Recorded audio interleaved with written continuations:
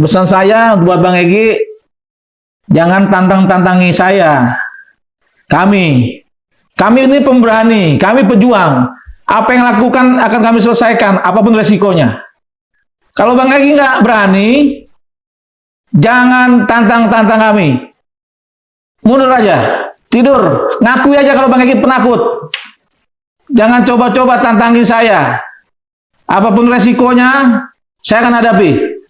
Kalau takut dari dulu gitu loh. Tapi sekarang dan pakai ngomong lagi, Rosuryo CS, ladap itu kalau emang jago. Wah, CS-nya itu kan ada saya, Bang Egy. Jadi kalau ngomong hati-hati. Kalau penakut, bilang penakut. Nggak usah pakai sosok beginilah.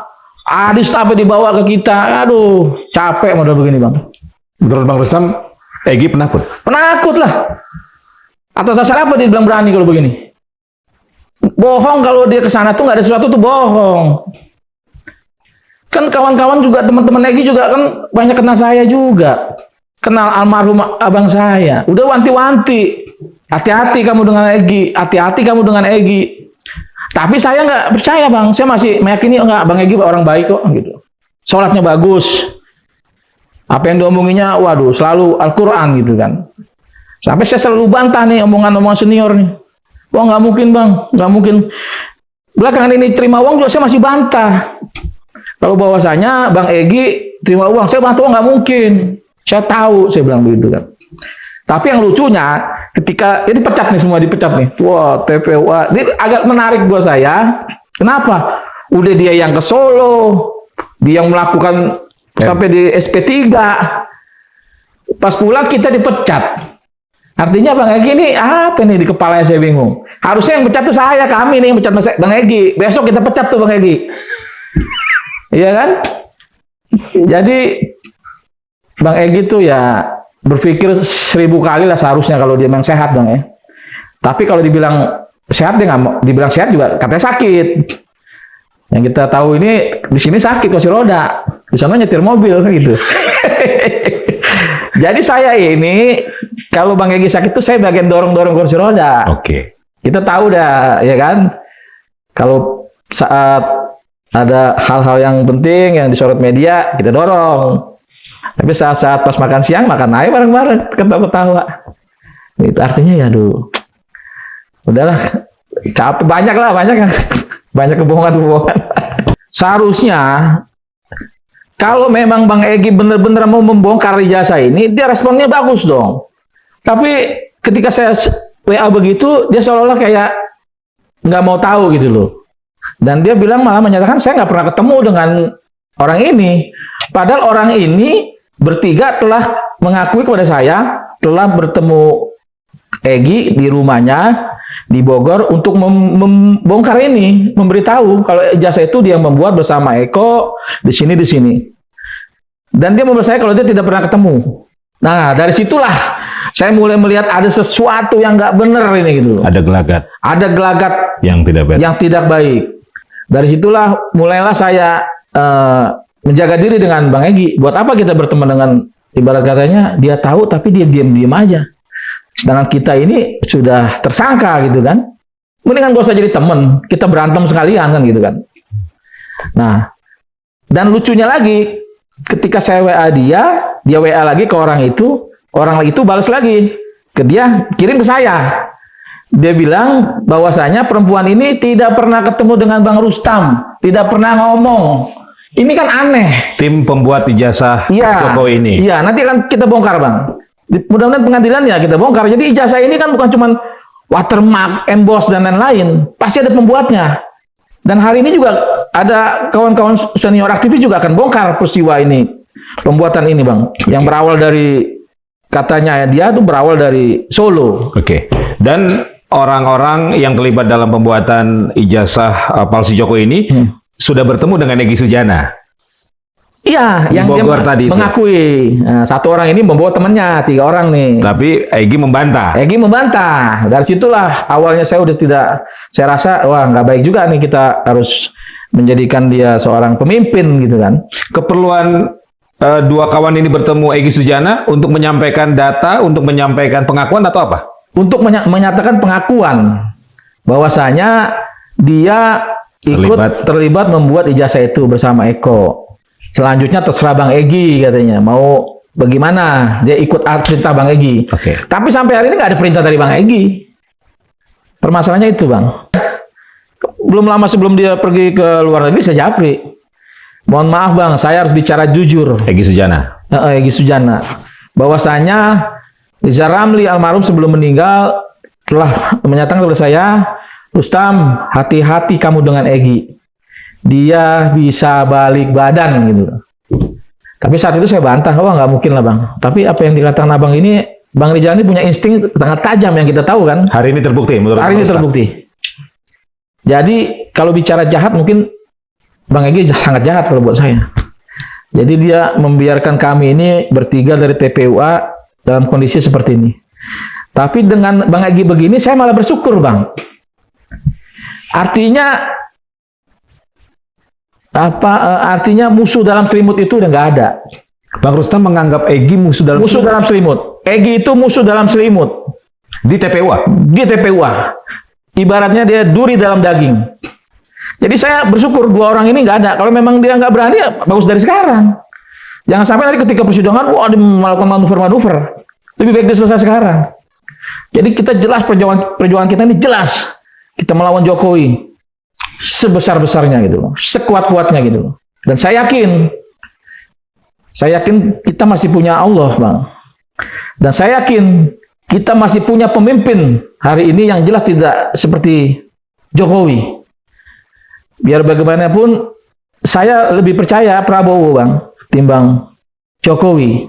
Jadi mental saya ini memang udah siap untuk ngadapin ini. Karena saya konsultasi dengan aktivis lainnya, senior saya menyatakan aktivis itu ditangkap biasa, Bang, untuk membela kebenaran gitu kan. Jadi kalau lu takut, lu tidur aja, nggak usah ikut-ikutan gitu loh. Artinya dukungan kawan-kawan aktivis, senior, bahkan saya meyakini dukungan seluruh rakyat Indonesia terhadap saya, inilah yang membuat saya semakin kuat, semakin berani ngadepin ini, Bang. Karena saya yakin sekali jasa Jokowi ada yang buat. Jadi nggak bisa dibilang, polisi bilang ini asli, identik. Sekarang pakai logika akal sehat nih, Bang. Polisi sebenarnya tuh tahu itu foto bukan foto Jokowi, Bang. Ya. Di dalam gelar perkara khusus pun, saya bilang sama polisi, ketika saya lihat jarak 1 meter saya ngelihat aja, saya nggak lihat yang lain, saya nggak lihat emboss, saya nggak lihat watermark. Yang saya lihat itu foto. Ketika saya lihat fotonya, saya cuma bilang, ya ini mah palsu, ini bukan ijazah asli Jokowi. Oke. Lihat aja mukanya, saya bilang. Oke. Apalagi sudah ada pengakuan dari orang yang terlibat pembuatan Iya. kepada Bang Rustam tadi. Betul. Oke. Dan itu Egy sudah tahu semua. Seharusnya dia tahu kalau dia mau berkata jujur. Kalaupun dia hari ini marah sama saya nih, dia panggil saya, ayo kita panggil, kita kumpulin orang-orangnya. Permasalahannya berani nggak Egy ngumpulin kita atau mengundang kita lah ke luar negeri, sekalian jalan-jalan kan? Nah, kita buka-bukaan aja sama Bang Egy. Jalan-jalan atau berobat, Bang? Ya kalau Bang Egy mungkin berobat. Kalau saya kan kalau dipanggil jalan-jalan sambil rembukan. Untuk bener nggak Bang Egy disamperin sama orang ini gitu loh. Oke. Nah, terus berani melawan nggak kita gitu loh? Apakah habis itu saya juga ikut-ikutan sakit kan gitu kan? Sehingga minta SP3 kan gitu. Oke. Jadi TPUA kan Abang sudah dipecat ya. Tapi saya masih bisa ngomong TPUA dong. Emang ini organisasi ini terdaftar kan nggak juga? Oke. Dari Habib juga kan nggak ada pemecatan juga. Bang Egy kan bisa-bisa dia aja karena dia merasa salah, dia takut main pecat aja. Seharusnya kan kami yang pecat Egy Sujana. Berarti sekarang ketua TPUA-nya siapa? Kalau menurut versi Egy ya Egy. Kalau kami kan kita lagi mempersiapkan untuk mecat Egy kan gitu. Oke. Sudah ada komunikasi dengan Habib Rizik selaku pendiri, pembina? Oh, kalau saya belum. Mungkin kalau yang lainnya sepertinya udah. Kalau saya belum. Jadi TPUA masih ada apa enggak nih, Bang? Ya kalau saya sih masih bilang ini ada gitu loh. Oke, jadi Karena- Abang tetap maju dengan bendera TPUA? Iya, karena apa? Karena kita masih berjuang kok atas nama TPUA dari awalnya gitu. Kalau masalah pecat-pecat seharusnya kan Bang Egy malu dong. Oke. Bang Egy yang ke Solo, lu yang dapat SP3, kenapa ente yang mecat aneh kan gitu? Kan lucu gitu loh. Iya. Aturan yang marah saya, kami yang marah. Cuman kami ini orangnya kan penuh hormat. Kami sebenarnya nggak mau menyakiti. Tapi kalau kami disakitin kan wah marah juga bisa, Bang. Oke. Jadi sekarang Bang Rustam ingin mewakili TPUA yang lain, anggota TPUA yang lain, akan memecat Egy Sujana? Ya, ya kita kan persiapan itu.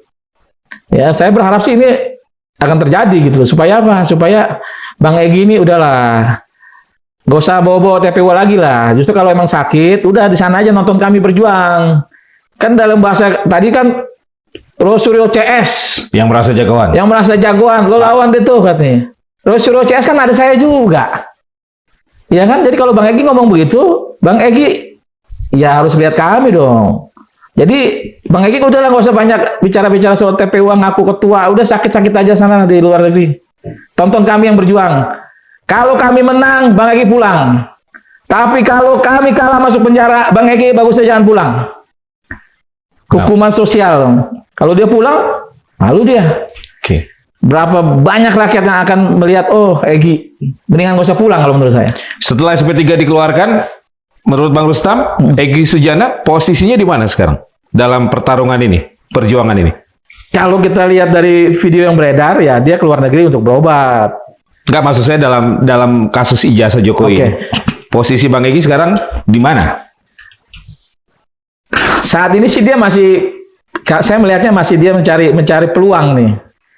Artinya masih di tengah-tengah nih, dia harus kemana gitu loh. Posisinya belum bersama Pak Jokowi menurut Bang Rustam. Kalau menurut saya masih belum. Kenapa? Karena masih malu-malu kucing. Kalau kucing malu-malu kan begitu Bang.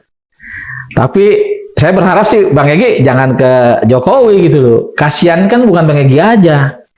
Keluarganya juga kasihan gitu kan. Jadi kalau seperti itu kan jadi rusak namanya. Bukan hanya nama Bang Egy. Jadi kalau menurut saya Bang Egy udahlah. Gak usah kemana-mana. Cukup di sana aja berobat. Tonton kami berjuang. Membongkar ijazah palsunya Jokowi. Kalau untuk ke Jokowi saya masih yakin belum. Ke kami juga kami nggak akan terima sepertinya. Kalau kami terima juga kami rusak juga namanya. Ya kalau menurut saya ya Bang Egy masih memilah-milih strateginya apa. Tapi tadi Abang menyebut istilahnya musuh dalam selimut, Egy Sujana ini. Iya dong, ini kan udah kelihatan. Tiba-tiba dia meninggalkan saya, meninggalkan kami. Yang awalnya dia begitu menggebu-gebu kan, wah sampai dia mengatur nih, naik mobil ini. Oke. Nanti kita patungan ke sono, dia patungan juga kan gitu kan. Berangkat besok. Tapi ternyata kan dia nggak datang. Sekarang begini, ada kan musuh dalam selimut. Bang Rustam kan di video kemarin Bang Egy bilang, no, Roy Suryo dan kawan-kawan yang merasa jagoan, lawan aja tuh. Itu kan pesan Bang Egy untuk Roy Suryo dan kawan-kawan, termasuk Bang Rustam berarti. Iya dong, termasuk saya. Abang ingin menyampaikan pesan apa kepada Bang Egy? Pesan saya buat Bang Egy, jangan tantang-tantangi saya. Kami ini pemberani, kami pejuang. Apa yang lakukan akan kami selesaikan, apapun resikonya. Kalau Bang Egy nggak berani, jangan tantang-tantang kami. Mundur aja, tidur, ngakui aja kalau Bang Egy penakut. Jangan coba-coba tantangin saya. Apapun resikonya, saya akan hadapi.